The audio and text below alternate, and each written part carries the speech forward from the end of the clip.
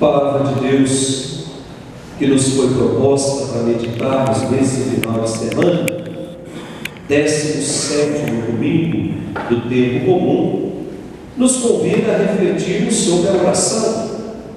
Oração como o lugar do encontro com Deus. E ao mesmo tempo nos convida a refletirmos sobre a importância da oração, que também é o lugar do diálogo. Portanto, na oração eu crio espaço de diálogo com Deus e ao mesmo tempo eu me encontro com as realidades do céu. A primeira leitura que nós ouvimos, livro do Gênesis, capítulo 18. Esse texto que foi proposto hoje é a continuação da primeira leitura de domingo passado. Domingo passado, vamos recordar, só para a gente entender bem esse texto de hoje.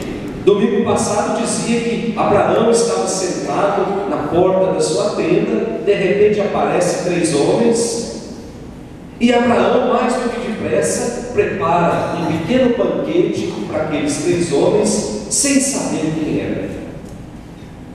Depois que aqueles 3 homens se alimentaram, eles anunciaram a Abraão o que iria acontecer 1 ano depois, que era a chegada de um filho. E a Sagrada Escritura apresentava Abraão, ou melhor, apresenta Abraão e Sara como sendo de idades avançadas. Portanto, humanamente, impossível de gerar um filho. E aí nós concluímos que a hospitalidade de Abraão, o interesse de Abraão pelo outro, desperta em Deus a retribuição. Para dizer para cada um de nós que nenhum ato de caridade, nenhum ato de generosidade que brote do fundo do coração fica sem a recompensa de Deus. Mas precisa ser algo sincero, gente. Não pode ser da boca para fora. Nós estamos vivendo numa época em que a caridade virou motivo de colocar fotos e de colocar cartazes em todo lugar. Às vezes eu fico preocupado porque nós vamos levar alimento para quem está em situação de rua e a primeira preocupação é quem é que vai tirar as fotos. Isso não agrada a Deus. A caridade precisa ser no silêncio do meu coração, naquele momento de diálogo, naquele momento de escuta da palavra de Deus. É por isso que aqui na paróquia está proibido tirar foto quando vai para a rua fazer caridade, e nós vamos todas as quartas-feiras. É momento de encontro com Deus. Então, depois de toda aquela cena, depois de tudo aquilo que aconteceu no domingo passado, agora nós continuamos a leitura do texto, em que aqueles 3 homens, eles deixam a tenda de Abraão e vão para a cidade. E assim, a primeira leitura de hoje nos fala de qual cidade? Sodoma. E vão até Sodoma para quê? Diz o texto, para constatar se era verdade que ali se praticava todo tipo de pecado, se ali se praticava todo tipo de contravenção contra Deus, se era verdade que a cidade inteira tinha se revoltado contra Deus. Então Deus se prepara para começar a investigação. E a pergunta fundamental do autor dessa primeira leitura é a seguinte: o que vai acontecer se por acaso ali houver um pequeno grupo de justos? Será que Deus vai castigar a todos? Será que por amor a um punhado de justos Deus vai perdoar o pecado de uma multidão? É a pergunta fundamental dessa primeira leitura. Até porque, gente, na mentalidade do israelita funcionava dessa forma: se você peca, Deus vai te castigar. Se Deus não castigar você, vai castigar o seu filho, vai castigar o seu neto. Era assim que funcionava. E isso começa 1000 anos antes de Cristo e vai até depois de Cristo.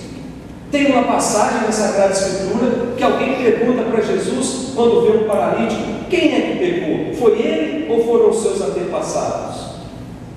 Porque essa mentalidade já estava impregnada no coração daquele povo. A família, ela era solidária tanto para fazer o mal quanto para fazer o bem. E isso vai até depois de Cristo, quando Cristo vem ensinar algo totalmente novo. Olha só o atrevimento do autor dessa primeira leitura. Ele, na verdade, está sugerindo que talvez a justiça de alguns para Deus é muito mais importante do que o pecado da maioria.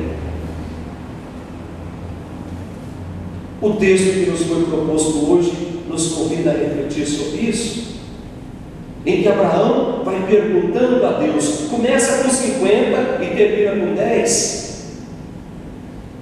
E o texto deixa muito claro que a vontade de salvar de Deus, ela é infinitamente maior do que a vontade de castigar. A postura de Abraão mostra que é possível criar diálogo com Deus. É possível se colocar diante de Deus de uma forma confiante, como família. O Deus de Abraão é assim. É o Deus que entra na sua casa. Domingo passado, entrou dentro da sua tenda. É o Deus que partilha da sua mesa. É o Deus que cria comunhão. Portanto, é um Deus de diálogo. Não é um Deus que castiga. Não é um Deus que é juiz, que fica sentado no seu trono, esperando chegarmos lá para apontar na nossa cara os nossos pecados. É um Deus que nos ouve. E essa oração da primeira leitura é a prova disso. Não é uma repetição de palavras vazias, mas é um diálogo espontâneo, um diálogo sincero, no qual se coloca diante de Deus tudo aquilo, com tudo aquilo que é de fato. Depois da segunda leitura, a carta aos Colossenses também é a continuação da segunda leitura de domingo passado. Está vendo só a importância de participar da missa todos os domingos? A gente vai tendo uma sequência naquilo que a gente começa a ler e a gente não se perde. A segunda leitura de domingo passado, quando São Paulo escrevia a comunidade de Colosso, aos Colossenses, ele ainda estava afirmando que só Cristo basta na nossa vida. Nós não precisamos de outra coisa. Cristo é suficiente para a salvação de todos. Por quê? Porque Cristo é a cabeça. Colossenses 2, de 9 até 15. E aqui Paulo está querendo dizer o seguinte: que pelo batismo nós fizemos opção por Cristo. Então a vida de Cristo, ela passa a circular dentro de cada um de nós. E se a vida de Cristo circula em nós, por que é que nós ainda caminhamos em caminhos de pecado?